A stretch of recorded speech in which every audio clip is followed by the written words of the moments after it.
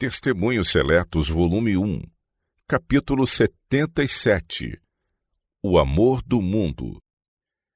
A tentação apresentada por Satanás a nosso Salvador no cimo da elevada montanha é uma das mais poderosas que a humanidade tem de enfrentar. A Cristo foram oferecidos por Satanás os reinos deste mundo com sua glória, sob a condição de que lhe desse a honra devida a um superior. Nosso Salvador sentiu a força dessa tentação. Enfrentou-a, porém, em nosso favor e saiu vitorioso. Ele não teria sido tentado nesse ponto, não houvesse o homem de ser provado pela mesma tentação. Em sua resistência, deu-nos o exemplo da direção que devemos seguir quando o inimigo nos ataca individualmente, a fim de desviar-nos da integridade. Homem algum pode ser seguidor de Cristo e pôr ainda nas coisas deste mundo as afeições. Em sua primeira epístola, João escreve: Não ameis o mundo, nem o que no mundo há. Se alguém ama o mundo, o amor do Pai não está nele. 1 João 2, verso 15. Nosso Redentor, que enfrentou esta tentação de Satanás em toda a sua força, conhece o perigo em que está o homem de ceder à tentação de amar o mundo. Cristo identificou-se com a humanidade suportando a prova nesse ponto e vencendo em favor do homem.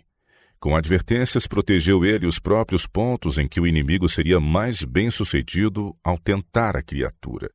Sabia que Satanás obteria a vitória sobre o homem, a menos que este se guardasse especialmente no sentido do apetite e do amor das riquezas e honras mundanas. Diz ele: Não ajunteis tesouros na terra, onde a traça e a ferrugem tudo consomem, e onde os ladrões minam e roubam.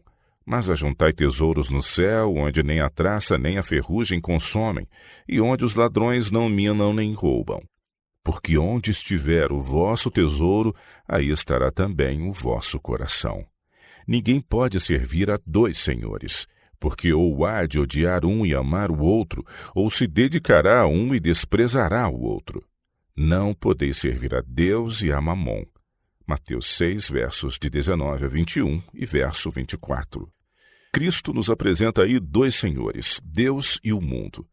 E mostra claramente que nos é simplesmente impossível servir a ambos. Se nosso interesse e amor pelo mundo predominam, não apreciamos as coisas que, acima de todas as outras, são dignas de nossa atenção. O amor do mundo exclui o amor de Deus, fazendo com que nossos mais altos interesses sejam subordinados às considerações mundanas.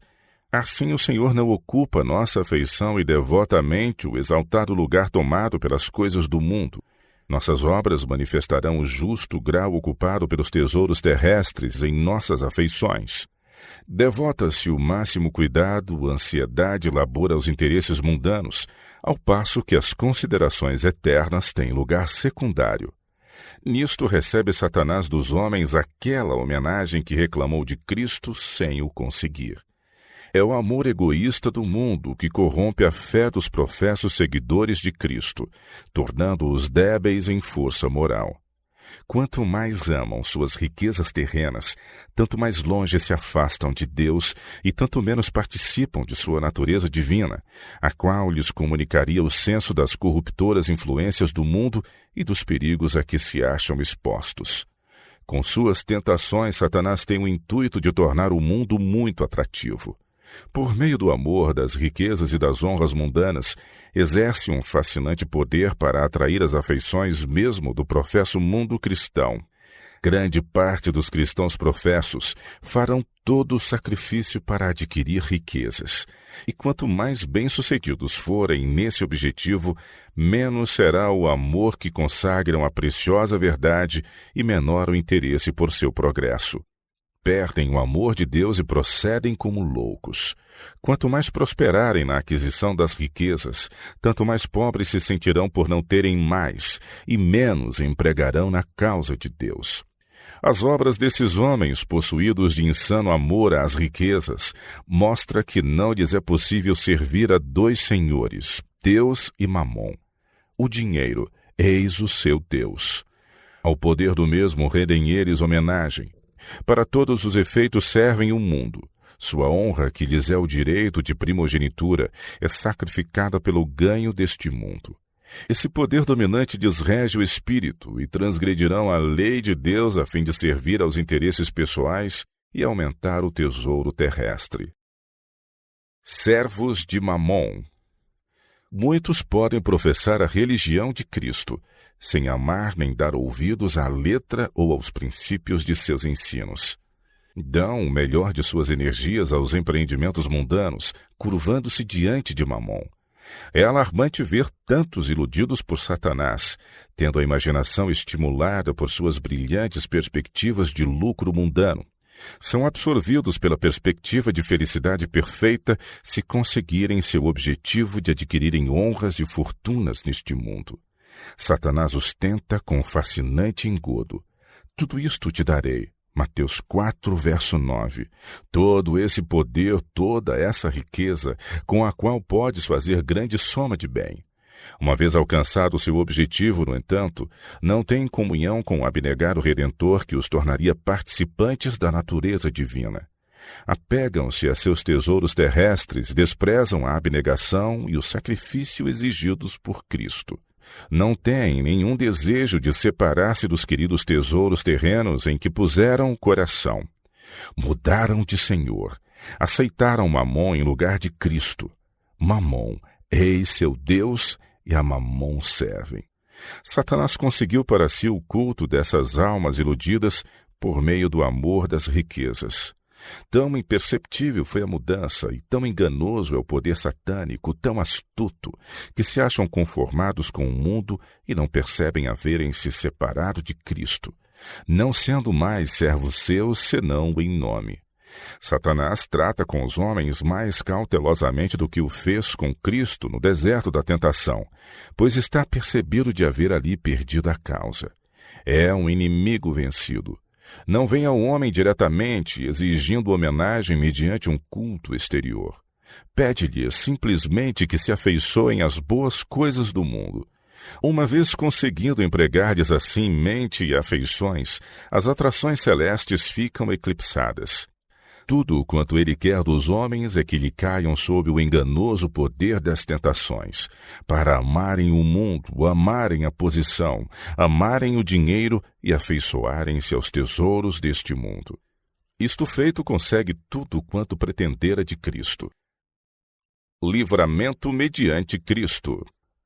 O exemplo de Cristo nos mostra que nossa única esperança de vitória se acha na contínua resistência aos ataques de Satanás. Aquele que triunfou sobre o adversário das almas no conflito da tentação compreende o poder de Satanás sobre a raça humana e derrotou-o em nosso favor. Como vencedor, deu-nos o benefício de sua vitória, para que em nossos esforços para resistir às tentações de Satanás, unamos nossa fraqueza à sua força, nossa indignidade a seus méritos. E sustidos em meio da forte tentação por sua infalível força, é-nos dado resistir em seu todo-poderoso nome e vencer como venceu. Foi mediante inexprimível sofrimento que nosso Redentor nos pôs ao alcance da redenção. Esteve neste mundo ignorado e sem honras, para que por meio de sua maravilhosa condescendência e humilhação pudesse exaltar o homem a receber as honras celestiais e as alegrias eternas em seu reino. Murmurará o homem caído porque o céu só pode ser alcançado por meio de conflito, humilhação e labuta? A indagação de muito coração orgulhoso é: por que preciso andar em humilhação e penitência antes de poder ter a certeza de minha aceitação por Deus e alcançar a recompensa eterna?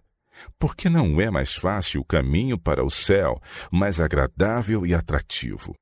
Remetemos todos esses duvidosos e murmuradores a nosso grande exemplo, a sofrer sob o fardo da culpa do homem e padecendo as mais vivas angústias da fome. Era inocente mais que isto, era o príncipe do céu, mas em favor do homem fez-se pecado por ele. Foi ferido pelas nossas transgressões e moído pelas nossas iniquidades. O castigo que nos traz a paz estava sobre ele, e pelas suas pisaduras fomos sarados. Isaías 53, verso 5. Cristo sacrificou tudo pelo homem, a fim de tornar-lhe possível conseguir o céu. Cabe agora ao homem caído mostrar o que sacrificará de sua parte por amor de Cristo, de modo a ganhar a glória imortal.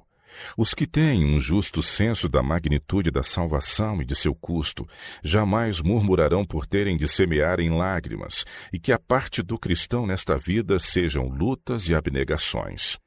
As condições da salvação para o homem são ordenadas por Deus. A humilhação do próprio eu e levar a cruz, eis as providências tomadas para que o pecador arrependido venha a encontrar conforto e paz.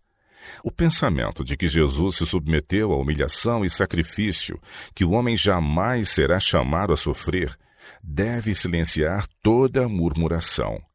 A mais doce alegria sobrevém a um homem mediante o sincero arrependimento que ele experimenta para com Deus pela transgressão de sua lei, e a fé em Cristo como Redentor e advogado do pecador. Com grande custo trabalham os homens a fim de assegurar-se os tesouros desta vida. Sofrem labuta e suportam asperezas e privações para obterem alguma vantagem mundana. Por que seria o pecador menos voluntário para sofrer, resistir e sacrificar no intuito de adquirir um tesouro imperecível, uma vida que se prolonga ao lado da existência de Deus, uma coroa de glória perene e incorruptível? Os infinitos tesouros do céu, a herança que ultrapassa em valor a toda estimação e é um eterno peso de glória. Isto cumpre ser alcançado por nós, custe o que custar. Não nos devemos queixar por ser preciso a abnegação, pois o Senhor da vida e da glória a exerceu primeiro.